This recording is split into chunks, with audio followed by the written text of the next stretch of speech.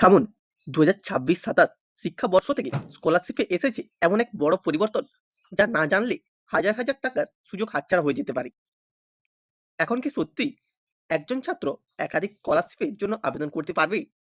NSP এর নতুন নিয়মে কারা আবেদন করতে পারবে, কোন স্কলারশিপ একসাথে নেওয়া যাবে আর কোনটা যাবে না, সবকিছু অফিসিয়াল তথ্য সহ আজকের এই ভিডিওতে দেখাবো। তাই ভিডিওটি শেষ পর্যন্ত দেখুন। সবাইকে জানাই এলজিএস একাডেমির পক্ষ থেকে আন্তরিক শুভেচ্ছা। স্কুল, কলেজ ও বিশ্ববিদ্যালয়ের ছাত্রছাত্রীদের জন্য কেন্দ্র ও রাজ্য সরকারের পক্ষ থেকে একটি অত্যন্ত গুরুত্বপূর্ণ ও যুগান্তকারী নীতিগত সিদ্ধান্ত গ্রহণ করা হয়েছে। দীর্ঘদিনের পুরনো নিয়ম ওয়ান স্টুডেন্ট ওয়ান স্কলারশিপ, এক ছাত্র এক স্কলারশিপ পরিবর্তন করে ২০২৬-২৭ শিক্ষাবর্ষ থেকে কার্যকর হতে চলেছে ওয়ান স্টুডেন্ট মাল্টিপল স্কলারশিপ, অর্থাৎ একজন ছাত্র একাধিক স্কলারশিপ নীতি। পূর্বে কোনো শিক্ষার্থী একটি সরকারি স্কলারশিপের টাকা পেলে অন্য কোনো সরকারি স্কলারশিপে আবেদন করার সুযোগ পেত না। তবে নতুন নোটিশ অনুযায়ী এখন যোগ্য ছাত্রছাত্রীরা একাধিক স্কলারশিপের সুযোগ সুবিধা একসাথে গ্রহণ করতে পারবেন। আগে ন্যাশনাল স্কলারশিপ পোর্টাল অর্থাৎ এনএসপি এর ডিডুপ্লিকেশন ফিল্টার চালু থাকায় দেখা যেত অনেক শিক্ষার্থী যোগ্য হওয়া সত্ত্বেও কেবল একটি স্কলারশিপ বেছে নিতে পারত।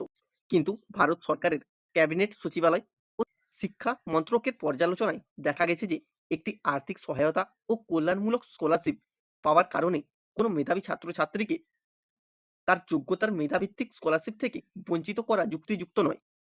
সেই কারণেই এই নীতিগত সামঞ্জস্য এনে এই নতুন ফ্রেমওয়ার্ক চালু করা হয়েছে। স্কলারশিপের দুই প্রধান বিভাগ। অফিসিয়াল নোটিশ অনুযায়ী সরকারি স্কলারশিপগুলিতে মূলত দুই ভাগে ভাগ করা হয়েছে।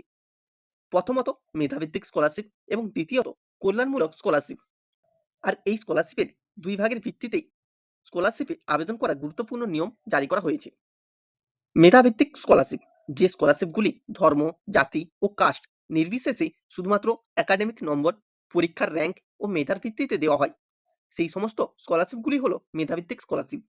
নিচে এই স্কলারশিপের নামগুলো দেওয়া হলো: national means cum merit scholarship, PM USP central sector scholarship, inspire scholarship, SEMCM scholarship যেটা রাজ্য স্তরে। আবেদনের নিয়ম: একজন ছাত্র বা ছাত্রী পুরো শিক্ষাবর্ষে কেবলমাত্র একটি মেধাভিত্তিক স্কলারশিপ গ্রহণ করতে পারবেন। উদাহরণস্বরূপ, কেউ যদি এসবিএমসিএম আবেদন করেন, তবে ওই ছাত্র সেন্ট্রাল সেক্টর বা ইন্সপায়ার স্কলারশিপ নিতে পারবে না। দ্বিতীয় আসছি কল্যাণমূলক স্কলারশিপ।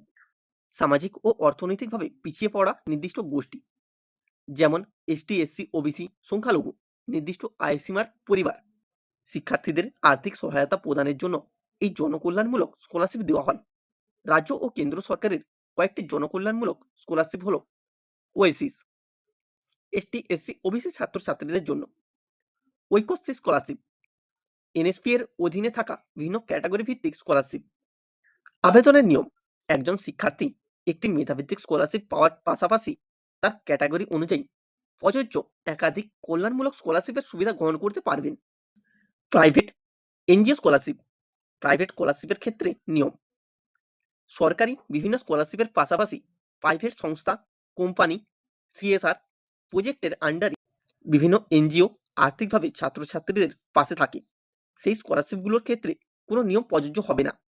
এক্ষেত্রে তারা একাধিক স্কলারশিপে অ্যাপ্লিকেশন করতে পারে। এক্ষেত্রে আবেদন করলেই যে টাকা পাবে সেরকমটা নেই।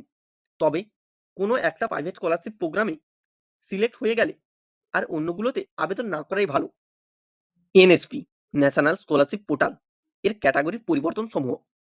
নতুন এই ব্যবস্থা মসৃণভাবে পরিচালনা করার জন্য পোর্টালে কিছু বিশেষ অ্যালগোরিদম ও ফিচার্স যুক্ত করা হয়েছে।